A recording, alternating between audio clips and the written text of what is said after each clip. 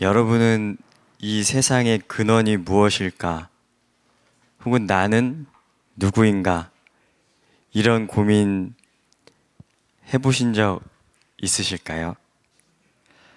아마 꽤나 많은 분들이 적어도 한 번 이상 그런 고민을 하신 적이 있을 것입니다. 이런 질문에 현대사회에서는 종교보다 과학에서 답을 찾으려고 하죠. 분명 과학은 인간이 알지 못했던 것들에 대해서 많은 것을 발견하게 해주었습니다. 우주의 기원이나 생명의 시작에 대해서 많은 과학적인 이론이 있습니다. 우리가 많이들 아시는 것처럼 우주는 빅뱅에 의해서 탄생했다는 이야기가 있고, 또 생명의 기원에 대해서는 최근 RNA, 세계 가설이라는 것이 많은 관심을 받고 있다고 합니다. 저도 굉장히 생소한 이론인데, 복잡한 DNA가 나타나기 이전에 비교적 단순한 RNA라는 물질이 먼저 생겨서 그것이 자기 복제를 하면서 생명이 시작됐다라는 이론입니다. 이게 놀라운 발견일 수 있고 저도 그렇게 생각을 합니다. 그런데 이것은 어떤 과정을 해줄 뿐, 또 그 이전은 뭐냐라는 질문에는 미해결로 또 남게 되죠. 성경은 이 세상이 하나님의 창조로 생겨났다고 말합니다. 과학적으로 처음을 알아낼 수 없다. 아직까지는 못 그랬으니까 성경의 말이 맞다. 이렇게 제가 결론을 내리는 것은 아닙니다. 하나님의 존재를 믿지 않는 분은 성경이 이렇게 얘기했다. 이 말이 그렇게 설득력이 없을 수 있죠. 저도 20대 중반부터 교회를 다녔는데 그 이전에는 성경의 내용이 저한테 어떤 절대적인 의미로 다가오는 것이 아니라 그냥 한 권의 책, 조금 신기한 책, 그 정도로 여겨졌습니다.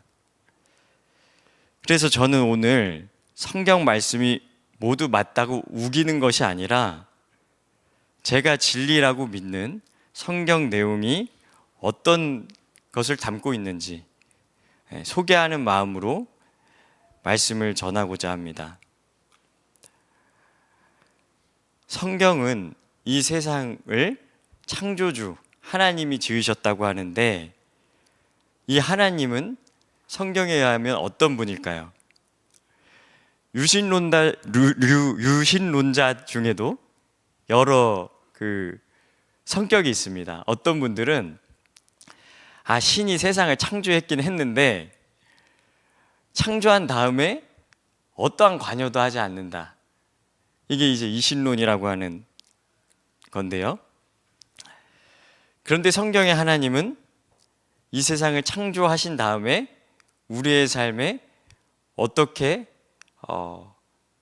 어떤 관점으로, 어떤 태도로 우리에게 다가오시거나, 혹은 이신론의 그 이론처럼 그저 바라만 보시는 그런 하나님이거나, 이 둘 중에 하나라고 한다면 성경 속의 하나님은 나의 삶에, 나의 아픔에 굉장히 관심이 많으시다. 이렇게 말하는 것이 성경 내용입니다. 오늘 본문 말씀은 그것을 잘 보여주는데요. 오늘 본문의 상황은 이스라엘 백성들이 강대국인 이집트에서 노예 생활을 하던 그 시대를 배경으로 합니다. 이집트에서 이들은 너무나도 그 노역이 괴로워서 고통스러워한 시기가 상당 기간 지났는데, 모세라는 인물이 젊었을 때, 40세 때 이집트 사람에게 이스라엘 사람이 매맞는 것을 보고 흥분해서 이집트 사람을 죽이는 일이 있었습니다. 그러고 나서 그는 도망자 신세가 되죠. 그리고 40년의 세월이 흘러서 그가 80세가 됐을 때 이스라엘의 하나님이라고 하는 그 신이 모세에게 찾아오셨습니다. 그리고 이렇게 말씀하셨습니다. 출애굽기 3장 9절 10절 말씀인데요.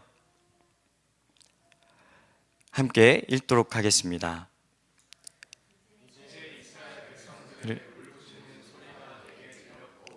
이집트 사람들이 그들을 억압한 것을 내가 보았다. 그러니 이제 너는 가거라. 내가 너를 바로에게로 보내 너로 하여금 내 백성 이스라엘 자손을 이집트에서 이끌어내게 할 것이다. 노년의 모세는 강대국인 이집트, 그 중에서도 신처럼 여겨지는 파라오 앞에 가서 이스라엘을 보내달라는 그 하나님의 요구, 그렇게 말하는 하나님의 요구가 다소 당황스러웠을 것 같습니다. 당대에는 나라 간의 전쟁이 곧 신들의 전쟁이기도 했습니다. 그러니까 지금 이집트 입장에서는 자신들의 속국이나 마찬가지인 노예인 이스라엘, 그 이스라엘의 신은 이집트의 신보다 약하다고 여겨지겠죠. 근데 그렇게 지금 여겨지고 있는 상황에서 갑자기 가서 파라오와 이집트 지도자들 앞에 가서 우리를 보내달라 이렇게 말하는 게 쉬운 일은 아닐 겁니다. 그래서 모세가 물어보죠. 아니, 제가 그들 앞에 가서 하나님에 대해서 어떻게 설명해야 되겠습니까? 이 말은 저들이 그 말을 납득하겠습니까? 라는 의문과 걱정도 그 안에 담겨 있는 것이죠. 그리고 또 이런 마음도 있었을 것입니다. 제가 지금보다는 힘이 있었을 때, 이스라엘을 위해서 뭔가 해볼 어떤 혈기가 있었을 때, 그때 왜 가만히 계셨을까? 그런 마음도 있었을 수 있죠. 모세는 그런 막막한 마음 가운데 이런 이야기를 듣습니다. 하나님은 스스로 있는 분이다. 나는 스스로 있는 자다. 오늘 본문, 우리가 함께 읽은 본문은 개역개정 버전입니다. 왜 그렇게 했냐면 개역개정 버전에는 스스로 있는 자다라고 이렇게 번역이 되어 있는데 새 번역에서는 나는 곧 나다라고 되어 있기 때문입니다. 어떤 게 더 낫다가 아니라 오늘 설교 내용에 적합하다고 생각한 표현이 나는 스스로 있는 자다이기 때문에 오늘 개역개정 버전으로 함께 나눴습니다. 하나님이 말씀하신 그대로 하나님은 스스로 계신 분이죠.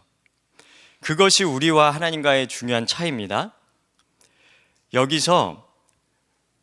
있는 우리 중에서 스스로 태어나신 분이 있을까요? 우리 중에서 자신이 태어난 시기나 국가나 성별이나 기질, 부모님, 가정환경, 태어났을 때 주어진 요소 중에 단 하나라도 본인이 결정하고 태어나신 분이 있으실까요? 우리는 태어나진 존재이죠. 이것은 유신론자든 무신론자든 불가지론자든 동의하실 거라고 생각합니다. 또 부모님이 아이를 낳는 것을 생각해 볼까요? 부부가 아이를 가지겠다고 결정하고 그리고 아이를 낳으려고 시도할 수 있죠. 그런데 그것이 언제나 아이를 가지는 열매로 맺혀지는 것은 아니고 아이의 성별이나 기질, 외모 이런 것도 부모님이 결정할 수 없습니다. 또 아이가 어머니 뱃속에 자라는 과정을 생각해 보면 아이 어머니가 오늘은 내 아이의 심장을 만들어야지, 오늘은 눈을 만들어야지, 귀를 만들어야지, 이렇게 그 과정이 진행되지 않죠. 그냥 산모는 또 그 아이의 아버지는 이미 어떤 섭리에 의해 정해져 있는 메커니즘 따라서 그 아이의 잉태되고 그 아이가 출산하는 과정까지 기다립니다. 물론 그 과정 가운데 부모님의 헌신이 분명히 있죠. 그럼에도 그 생명의 신비한 법칙은 어떻게 인간이 관여할 수가 없습니다. 그리고 또 중요한 것은 우리가 우리의 삶이라고 하지만 그 누구도 그 삶을 살다가 맞이할 수밖에 없는 죽음을 피할 수가 없죠. 우리는 스스로 있는 존재가 아니죠. 오늘 본문에 등장하는 이집트도 그리고 신처럼 여겨졌던 파라오도 결국 인간이고 인간의 나라였습니다. 그 당시 파라오는 지금 죽은 지 오랜 시간이 지났죠. 이집트가 스스로 존재하지 않았기 때문에 그들에게는 이스라엘이 필요했습니다. 자신들의 강함을 확인해줄, 입증해줄 어떤 굴종하는 그런 노예가 필요했죠. 자신들의 명령에 따라서 움직이는 그러한 속국을 보면서 그들 그 이집트인이라는 자긍심을 느꼈을 것입니다. 이스라엘은 이집트에게 관계의 대상이 아닙니다. 도구일 뿐입니다. 수단일 뿐입니다. 아마 그 노역을 하면서 괴로워하는 장면을 그 이스라엘인이 괴로워하는 걸 보면서 이집트인들은 딱하다, 불쌍하다 이런 생각은 거의 하지 않았을 것 같습니다. 이러한 현상은 이집트와 이스라엘, 당시 이집트와 이스라엘 관계에서만 나타나는 게 아니라 오늘날 우리의 삶의 자리에서도 마주하는 현실이죠. 우리는 스스로 존재하는 자들이 아니기 때문에 불안합니다. 나의 가치를 증명해 줄 수 있는 직함이나 관계, 역할 이런 것들이 있어야 안심합니다. 이것이 스스로 존재하지 못하는 자들의 어떤 모습이죠. 이것을 그냥 비극이라고 표현할 수 있다면 성경에 이 비극이 시작된 최초의 이야기가 있습니다. 잘 아시는 에덴 동산의 이야기입니다.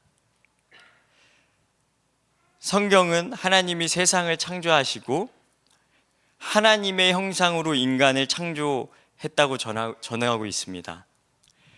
그 다음에 이렇게 말씀하셨죠.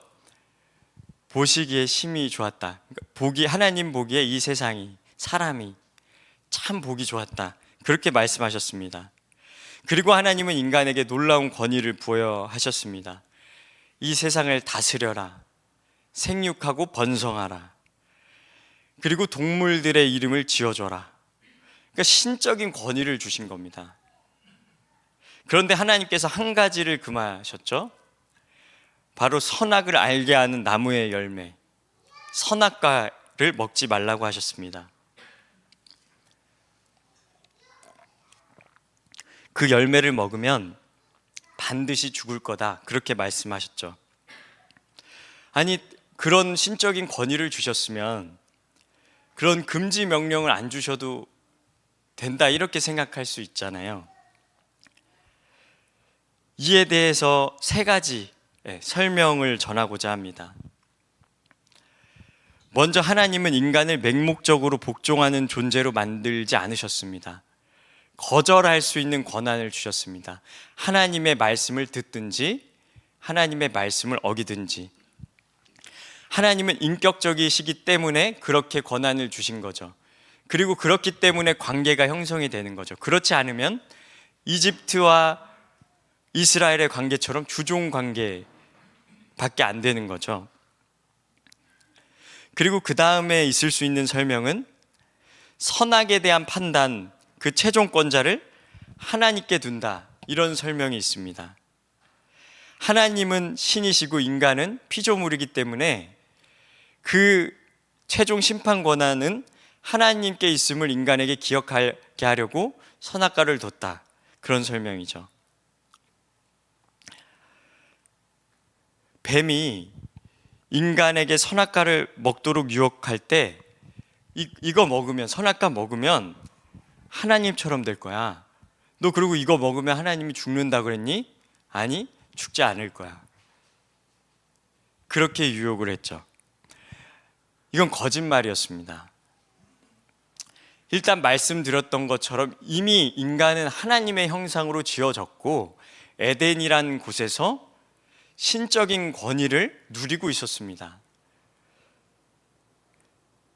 그런데 마지막으로 제가 드릴 설명에 오늘 초점을 맞추고 싶은데, 하나님께서 선악과를 먹지 말라고 하신 이유는 하나님이 부여한 그 신적인 권위의 자리, 그 창조적인 자리, 생육하고 번성하고 다른 생명에게 이름을 부여하는 그런 그 자유한 자리, 그 자리에서 벗어나지 말아라. 죽음의 자리, 하나님의 말씀을 불신하고 누군가를 정죄하고 판단하는 자리로 가지 말아라. 그런 말씀이죠. 선은 궁극적으로 살리는 것입니다. 선한 지식으로 누군가를 죽이는 건 선함의 능력은 아닙니다. 선함에 대한 지식일 수는 있죠. 그러니까 선악에 대한 지식으로 어떤 사람은 사람을 살리기도 하고 어떤 사람은 그 지식으로 사람을 죽이기도 합니다. 인간은 뱀의 유혹에 넘어가서, 하나님처럼 될 거라는 뱀의 유혹에 넘어가서 어떻게 됐죠? 하나님처럼 됐습니까? 성경은 그렇게 얘기하고 있지 않습니다. 그들은 선악과를 먹은 다음에 바로 자기 자신을 있는 그대로 받아들이지 못합니다. 자기의 몸을 가리죠. 벌거벗은 줄 알고 자기의 몸을 가립니다. 그리고 숨습니다. 벌거벗은 것 자체가 나쁜 것은 아닙니다. 그게 나쁜 거라면 하나님이 선하다는 가정하에, 저는 하나님이 선하다고 믿지만 하나님께서 선하신데 인간을 나쁜 상태에 두실 리가 없죠. 그러니까 인간은 선악과를 먹은 뒤에 그것을 악하다고 심판한 겁니다. 나는 부끄럽고 수치스러운 존재구나. 나는 나를 가려야 되는구나. 저 사람도 저 사람 가려져야 되는구나. 그렇게 판단을 하는 자리로 인간이 들어간 것이죠. 창조의 자리를 떠난 것입니다. 에덴에서 쫓겨났지만 이미 그 자리를 벗어난 것이기도 하죠. 스스로 계신 하나님과 함께 누렸던 자유, 그 창조의 능력을 잃어버리고 끊임없는 비교, 그리고 끊임없이 자기의 수치를 감추기 위해서, 어떤 두려움과 공포를 감추기 위해서 어떤 직함이나 역할, 꾸밈, 이런 것들이 생겨나기 시작했습니다. 보시다시피 저는 키가 작은 편이죠. 제가 초등학교 다닐 때는 키가 더 작은 편이었습니다. 지금보다. 그래서 동급생 여자인 친구들보다도 제가 작은 편이었어요. 그래서 친구인데 남자애들도 가끔 귀엽다고 하고 그랬었습니다. 그게 썩 그렇게 기분이 좋았던 것 같지는 않습니다. 그런데 제가 이 키가 어느 시기에 확 큰 키입니다. 중학교 2학년 때인가 3학년 때 어떤 방학에 확 컸습니다. 그래서 이제 예전에는 여자인 친구들보다는 또 작은 편이었다면 이제 조금 저보다 작은 이제 여자인 친구들도 생긴, 이제 방학이 끝나고 학교 가니까 그런 이제 시기가 있더라고요. 저는 막연하게 제가 170이 넘을 거라고 생각했습니다. 왜 그랬는지 모르겠습니다. 그냥 그러겠거니 그렇게 생각을 했습니다. 근데 이제 고등학교 때 양호실에 가서 이제 궁금해가지고 키 크는 뭐 예전에는 어땠는지 모르겠습니다. 지금도 어떤지 모르겠고, 저 때는 그 학교는 양호실에 가면 그 병원감에 있는 기계가 있습니다. 제가 거기 올라갔습니다. 이게 이제 내려오잖아요. 쑥 가고 이제 제 머리를 탁 치고 올라가면 이제 잠시 후에 키가 나오죠. 숫자를 확인을 했는데 1 다음에 7이 아니었습니다. 여기까지 하겠습니다. 슬픈 얘기라. 저는 제 키가 부끄러웠습니다. 누군가가 키를 물어보지는 많이 자주 물어보시지는 않더라고요. 큰 애들한테는 이제 물어보는데 이제 근데 가끔 물어볼까봐 걱정을 하기도 했습니다. 한때는 아주 한때지만 오늘은 안 했습니다. 뭘 깐 적이 있었습니다. 네, 안 깐 지 오래됐습니다. 아주 오래됐습니다. 토부교회 와서 깐 적 당연히 없고요. 아주 오랫동안 깐 적이 없습니다. 제가 뭔가를 깔려고 했던 이유는 이 사회에 있는 어떤 키 큰 게 좋다라는 어떤 그런 어떤 관점, 대체로 주어진, 저도 그 관점에서 자유롭지 않고 키 큰 사람 보면 멋있다는 감정이 들어요. 정서가 드는데요. 그런데 저도 그 사회적인 메시지를 이루는 한 일원이고, 저도 그런 메시지를 이루는 한 일원이고, 우리도 역시 그렇습니다. 우리가 거기 밖에 있는 사람이 아니에요. 우리도 거기에 일조를 하고 있죠. 그리고 그런 1.7이 아닌 1.6 모인 저를 스스로 받아들이지 못하는 그러한 증상들, 그런 비슷한 류가 저한텐 키라면 어떤 분들에겐 다른 게 있을 수 있겠죠. 아니면 과하게 교만하든지 아니면 감추든지, 그런 어떤 것에 이렇게 왔다 갔다 그럴 것입니다. 근데 우리가 지금 나누고 있는 얘기처럼 하나님은 그런 필요가 없으신, 전혀 없으신 스스로 계신 분이죠. 특별히 중요한 것은 그분은 성도님들의 섬김이 조금도 필요 없는 분이라는 것입니다. 우리가 말씀 두 구절 함께 읽겠습니다. 사도행전 17장 24절 25절 말씀입니다. 함께 읽겠습니다. 그 신은 온 세상과 그 안에 모든 것을 창조하신 하나님이십니다. 하나님께서는 하늘과 땅의 주인이시며 사람이 손으로 지은 신전들 안에 살지 않으십니다. 하나님께서는 뭔가 부족해서 인간의 손으로 섬김을 받으실 분이 아닙니다. 하나님께서는 바로 모든 사람에게 생명과 호흡과 다른 모든 것을 주시는 분이시기 때문입니다. 아멘. 이어지는 말씀 제가 좀 더 읽어드리겠습니다. 26절부터 28절인데요. 그분은 인류의 모든 족속을 한 혈통으로 만드셔서 온 땅 위에 살게 하셨으며 그들이 살 시기와 거주할 지역의 경계를 정해 놓으셨습니다. 이렇게 하신 것은 사람들이 하나님을 찾기를 바라시기 때문입니다. 사람들이 하나님을 더듬어 찾기만 하면 만날 수 있습니다. 사실 하나님께서는 우리 각 사람과 그리 멀리 떨어져 계시지 않습니다. 왜냐하면 하나님 안에서 우리가 살고 움직이고 존재하기 때문입니다. 여러분의 시인 가운데 어떤 사람이 말했듯이 우리가 그분의 자녀입니다. 이 말씀은 바울이라는 사도가 아테네 사람에게 선교하면서 전한 말씀입니다. 그런데 이런 질문이 들 수 있습니다. 하나님이 스스로 계신 분이고 인간의 섬김이 필요 없는 분이라면, 바울이 말한 것처럼 그런 분이라면 왜 바울을 통해서 하나님의 말씀을 전하셨을까요? 그리고 여기 계신 분들도 다 다른 사람을 통해서, 저 역시 그런데요, 복음을 듣고 교회로 나오셨을 텐데 왜 하나님은 그런 방식으로 일하실까요? 그것은 하나님께서 관계적인 분이시기 때문입니다. 한 아기의 부모님이 기능적으로는 아기가 없어도 살 수 있죠.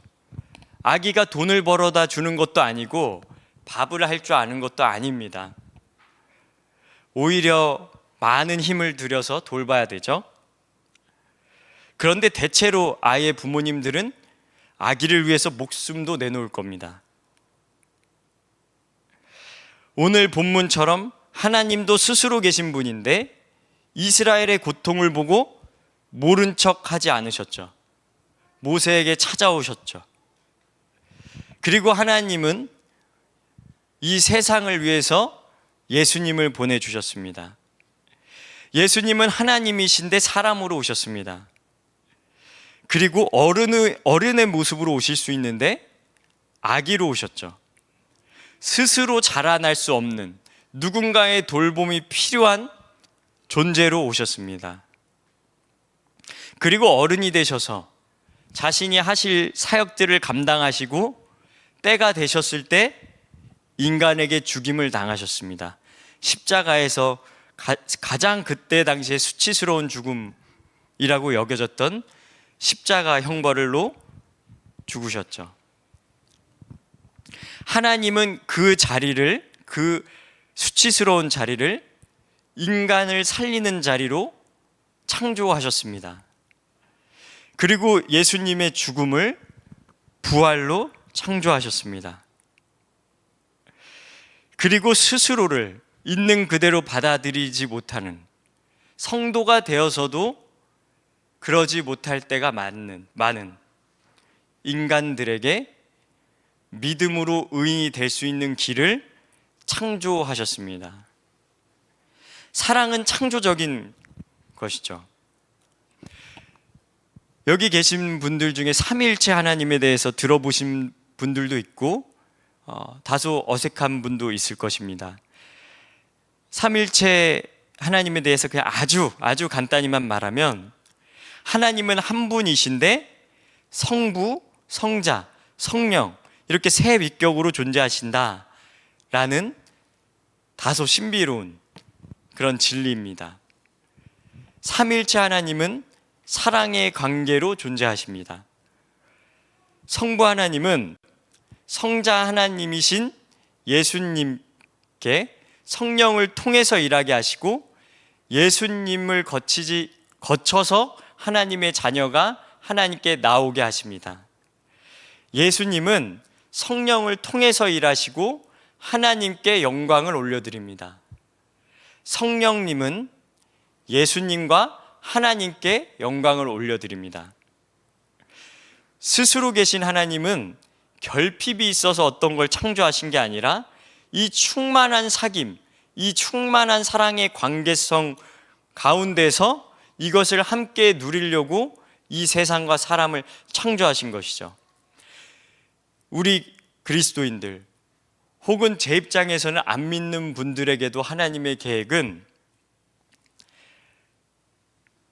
우리가, 나 자신이 나의 삶의 주인공이 아니라 스스로 탄생하지 않은 인간일 뿐인 피조물인 나 자신이 하나님을 내 인생의 주인공으로 여기고, 그리고 하나님이 명하신 이웃 사랑을 기억하며 이웃을 주인공으로 여겨가는 그 여정이 그리스도인에 있어서, 그 믿음의 여정에 있어서 굉장히 중요한 내용입니다.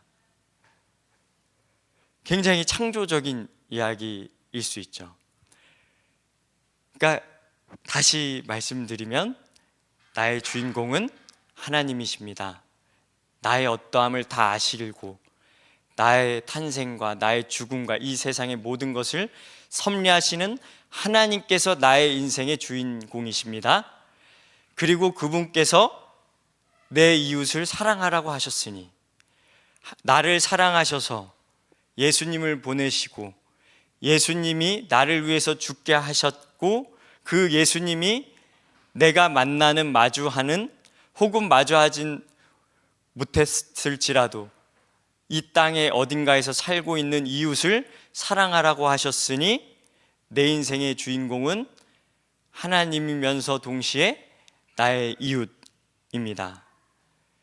이 고백이 깊어지고 넓어지는 것이 그리스도의 장성한 분량에 이뤄가는 것인 줄로 믿습니다. 하나님은 인간이 범죄하고 자기의 몸을 가리고 숨었을 때 이렇게 물으셨습니다. 너가 어디 있느냐? 하나님의 인간이 어디 있는지 몰라서, 왜 숨었는지 몰라서 그걸 물으신 게 아니죠. 왜 물으신 거겠습니까?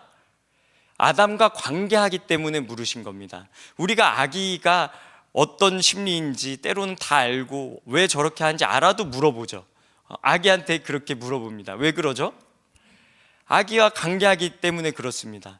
아기가 숨바꼭질, 이제 좀 자라서 숨바꼭질 하면 어디 숨어 있는지 알아도 모르는 척 해주거나 모르겠다 해주거나, 그거 왜 그러죠? 그 아이를 사랑하니까, 관계하는 대상이기 때문에 그렇죠. 하나님은 그렇게 인간에게 물으시고, 그 다음에 무화과 잎으로 자기의 몸을 가렸던 인간에게 가죽 옷을 입혀주십니다. 그 관계를 이어가시는 거죠. 갈라디아서 3장 27절은 우리가 그리스도로, 예수님으로 옷을 입은 사람이라고 합니다. 우리는 지금 어디 있습니까? 어떤 걸 의존해서 살아갑니까?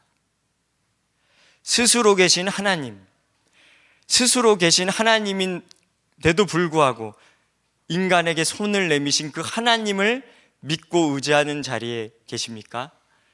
아니면 다른 것을 의지하고 계십니까? 우리는 날마다 그 선택의 자리에 놓여 있습니다. 그리고 하나님께서 우리를 온전한 선택을 하도록 도우실 것입니다. 하나님은 우리가 무슨 기계처럼 버튼을 누르면 다른 사람이 되는 기계로 만들지 않으셨습니다. 그리스도인들은, 혹은 사람은 살아가면서 우여곡절을 겪죠. 어떤 이상과 현실 사이의 괴리를 겪습니다. 우리 역시 마찬가지죠. 그러면서 우리가 하나님의 영광을 경험해 나갑니다. 그러면서 우리가 성화라 그러죠. 하나님의 거룩함에 더욱더 깊이 동참하게 됩니다. 그래서 바울이 그랬죠. 모든 것이 합력하여 선을 이룬다.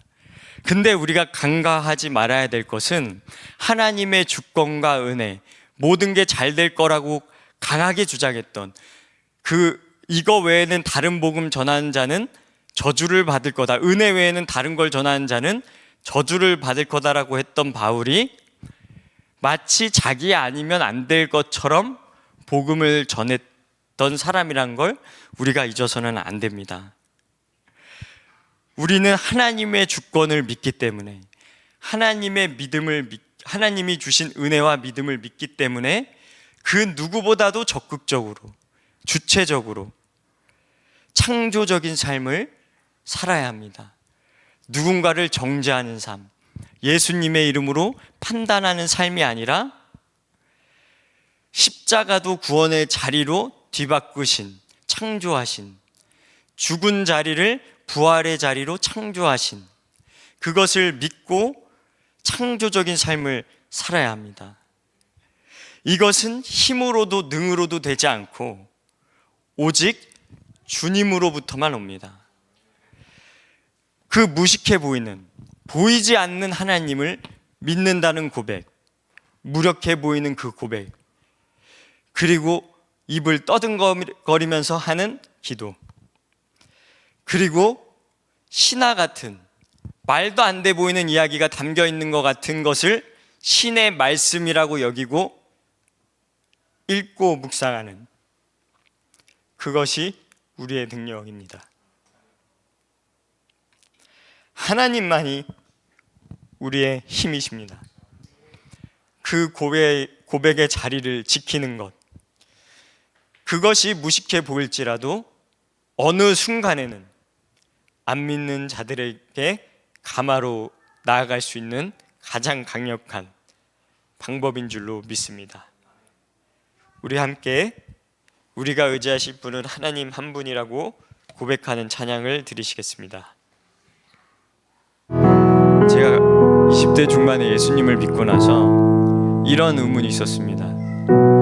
아니 이게 진짜 복음이고 믿어지지만 예수님이 정말 진리라면 그냥 믿는 사람 바로 천국으로 가게 하시면 안 되나?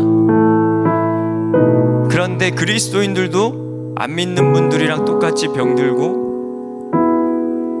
또 인격적으로 우여곡절도 있고 죽음을 맞이합니다. 물론 그리스도인의 진정한 신앙을 가지고 계신 분의 차별성이 있죠. 그러나 또 다르지 않은 것 같은 것도 분명히 있습니다. 그 이유는 하나님이 아담에게 너 어디 있느냐 그렇게 물어보신 것처럼 우리가 주님의 마음으로 관계하는 것, 진리를 알았지만 모르는 사람들과 또 알았지만 여러 가지 우여곡절을 겪는 사람들과 주님의 마음을 구하며 관계하길 원하시는 거죠. 신앙이 없는 분들한테는 왜 하나님이 바로 계시를 안 해주십니까? 제 생각에는 그렇습니다. 그냥 구름에 나 살아있다 이렇게 쓰실 수도 있는 분인데 왜 안 그러십니까? 그건 만약에 그래서 믿으면 그것은 굴종입니다. 그래서 믿으면 그것은 그냥 맹목적인 복종입니다. 하나님은 우리가 인격적으로 하나님께 다가갈 수 있는 공간을 마련하시는 분이죠. 우리 이 시간 기도하실 때 이 선하신 주님 우리가 경외하게 해주십시오. 우리가 하나님을 주인공으로 타인을 주인공으로 여기게 하여 주시옵소서. 그렇게 그 믿음이 자라나게 해주시옵소서. 함께 기도하시겠습니다. 창조주 하나님 아버지, 저희를 사랑하셔서 저희와 관계 맺어주시고 저희의 연약함에도 불구하고 우리를 거룩하다 불러주시니 감사합니다. 이 잔이 넘치는 것을 잊지 않고 이제는 하나님과 또 나를 사랑하신 것처럼 그토록 사랑하신 나의 이웃을 나의 인생의 주인공으로 여길 수 있도록 그 명예를 그 은혜를 누릴 수 있도록 우리에게 은혜 베풀어 주시옵소서. 감사드리며 예수님의 이름으로 기도합니다. 아멘.